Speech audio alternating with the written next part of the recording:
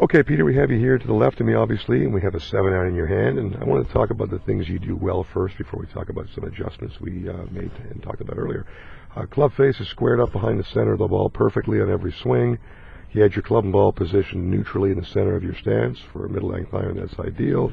Grip, both hands working together well as a unit. You have basically the alignment of your body, feet, hips, and shoulders in a complementary position alongside the leading edge of the club face. All in all, those keys you did very well. Two things we suggested. One, your body weight for many of your swings I saw tended to sink on your heels more so than being on the middles of your feet. As a result, your head has to be tucked in and crowded. And that limits the amount of space you have to make a full turn.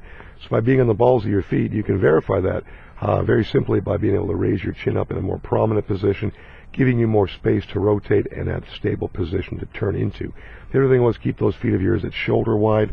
You tend to be a little wider than shoulder width, and that restricts or limits your ability to push off and turn. So we're going to want you to take it back from the positions you're in now in the takeaway.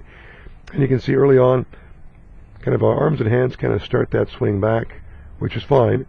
As your arms and hands continue taking the club away from the ball, halfway back you're maintaining your body angles, which is good. From there, you can see how your arms start to rise up your body, but you can see a little spreading apart of your knees there, right? And typically when your weight's a little more on your heels, you're going to have to take it from your heels towards your toes to center and balance yourself.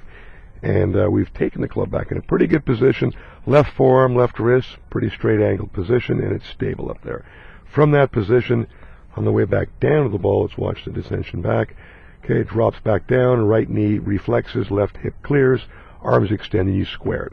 So you time that one beautifully. You extend on through, down the target line, and into a finished position, but you can use at the very end a lot of your weight back on your heels. So not as stable as you could be by the things I've suggested to do prior to swinging. And the biggest thing in your swing is having your head up, you'll be able to make a little bigger turn, and obviously have an even easier transfer of body weight take place by the two things we talked about. That's it.